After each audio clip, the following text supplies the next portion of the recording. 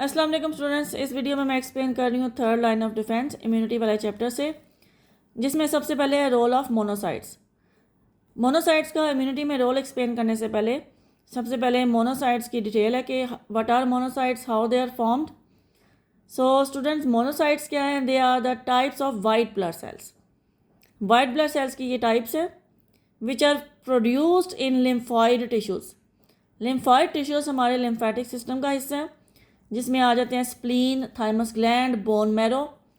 अब इनमें से जो मोनोसाइट्स हैं they are produce inside the bone marrow. Bone marrow में ये बनते हैं और बनने के बाद ये ब्लड में आ जाते हैं and then they circulate in blood for 1 to 3 days। जब ये ब्लड से निकलेंगे तो टिश्यूज़ के दरमियान में जो स्पेसिस होती हैं, इंटरसेलुलर स्पेसिस, वहाँ पे आ जाएंगे। वहाँ पे आके they will swell and they will increase in their size में इंक्रीज़ हो जाएंगे। अब जब इनका साइज़ इंक्रीज़ हो जाता है तो दे बिकम मैक्रोफेजिस या dendritic cells. So basically mature monocytes को कह रहे हैं मैक्रोफेजिस या डेंड्रिटिक सेल्स। उसके बाद है मैक्रोफेजिस का इम्यूनिटी में role. Macrophages perform phagocytosis. Basic role इनका इम्यूनिटी में है कि they perform phagocytosis. What is phagocytosis? ये एक मैक्रोफेज है। जब इन्फेक्शन होगा और पैथोजन बॉडी में एंटर हुए, ये मैक्रोफेज का इसका कांटेक्ट हुआ इस पैथोजन के साथ, सो ये मैक्रोफेज क्या करेगा? ये इसको इंगल्फ कर लेगा, पैथोजन को इंगल्फ कर लेगा। This process is known as phagocytosis. Macrophage ने पैथोजन को इंगल्फ कर लिया अपने अंदर और इनसाइड द मैक्रोफेज पैथोजन जो है वो डाइजेस्ट हो जाएगा, ब्रेक हो जाएगा into these fragments which are called antigens of pathogen, जिसमें पैथोजन के पीसीज हैं, इसमें पैथोजन की अपनी प्रोटीन्स भी हैं। सो मैक्रोफेज बेसिकली इनको ये पार्ट्स में ब्रेक कर देता है पैथोजन को। This process is known as phagocytosis. Break करने के बाद मैक्रोफेज ने इन एंटीजेंस को, पैथोजन की ये जो एंटीजेंस हैं, इनको अपनी सरफेस के ऊपर डिस्प्ले करना होता है टी सेल्स के लिए, ताकि जो टी सेल्स हैं वो अगला काम करना है टी सेल्स ने।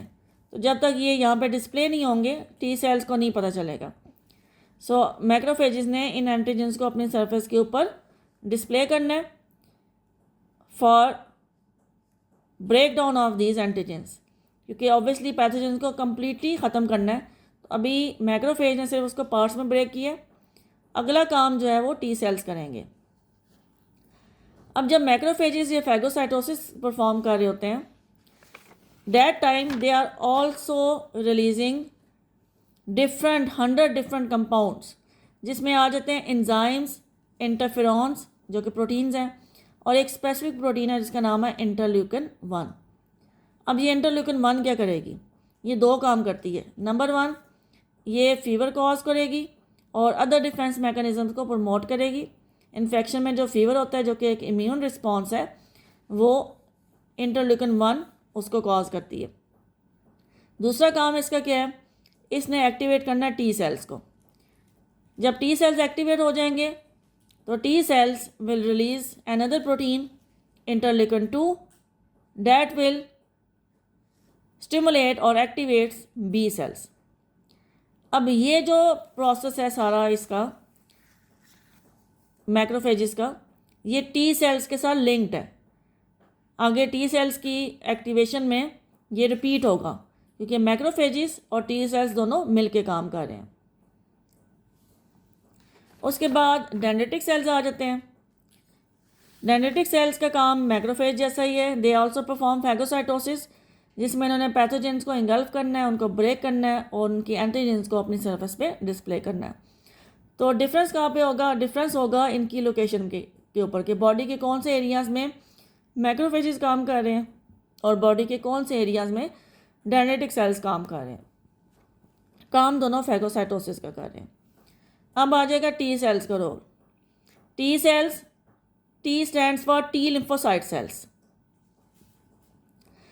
T lymphocytes and B lymphocytes, these are also types of white blood cells। जैसे मोनोसाइट्स भी वाइट ब्लड सेल्स की टाइप हैं, ये भी वाइट ब्लड सेल्स की टाइप है। टी सेल्स भी बोन मैरो से बनते हैं और बोन मैरो के जो सेल्स इनको बनाते हैं वो स्टेम सेल्स होते हैं।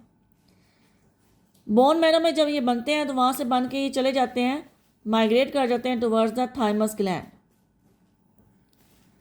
जो कि लिम्फेटिक सिस्टम का हिस्सा है। थाइमस ग्लैंड में जाके इन्होंने फर्दर प्रोसेस होना है और थाइमस ग्लैंड इनको इम्यूनो कॉम्पिटेंट बनाएगा। इम्यूनो कॉम्पिटेंट का मतलब है कि वो इनको इम्यून रिस्पॉन्स प्रोवाइड करने के काबिल बनाएगा।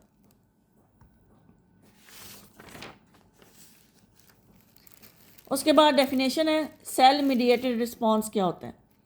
Immune response provided by T cells is called cell mediated response. अब आ जाएगा activation of T cells. T cells काम कैसे करेंगे? जैसे कि मैंने आपको पहले बताया था कि टी सेल्स का काम और मैक्रोफेजेस का काम आपस में लिंक्ड है। सो पहले यहाँ पे अगेन मैक्रोफेजेस का फंक्शन रिपीट हो रहा है। In case of infection macrophages perform phagocytosis, जिसमें वो ब्रेक करते हैं पैथोजन को और उनकी एंटीजेंस को अपनी सरफेस पे डिस्प्ले कर देते हैं। अब वो डिस्प्ले कैसे करेंगे? मैक्रोफेजेस के अंदर ये एक प्रोटीन है जिसका नाम है major histocompatibility protein, MHC, major histocompatibility complex protein.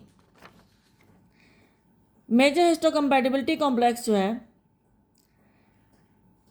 ये इनकी अपनी प्रोटीन है, तो इसको हम कह रहे हैं सेल्फ प्रोटीन।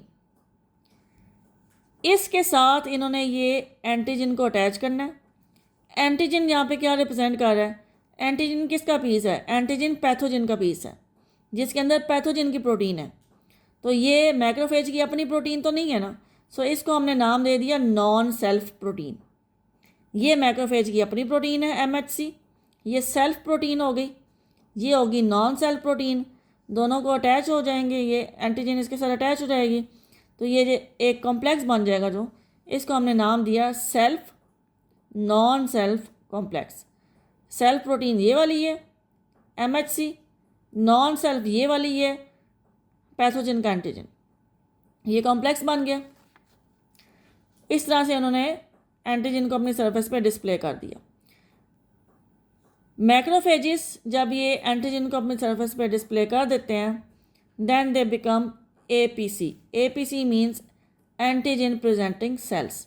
तो ये मैक्रोजन जिसने अपनी सरफेस पे डिस्प्ले कर दिए एंटीजन को, इस मैक्रोफेज को हम बोलेंगे एंटीजन प्रेजेंटिंग सेल।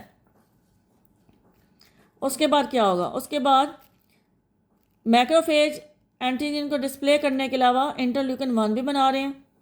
सो ये जो इंटरल्यूकिन 1 है इसने क्या करना है? इसने हेल्पर टी सेल्स को एक्टिवेट करना है। हेल्पर टी सेल्स एक्टिवेट हो जाएंगे और वो अपने रिसेप्टर की मदद से इस कॉम्प्लेक्स के साथ अटैच हो जाएंगे। इस रिसेप्टर को बोलते हैं टी सेल रिसेप्टर, TCR।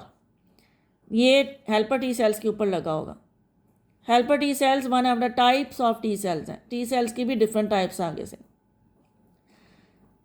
तो अब ये हेल्पर टी सेल इसके साथ अटैच हो गया एंटीजन के साथ, ये एंटीजन को डिस्ट्रॉय कर देगा।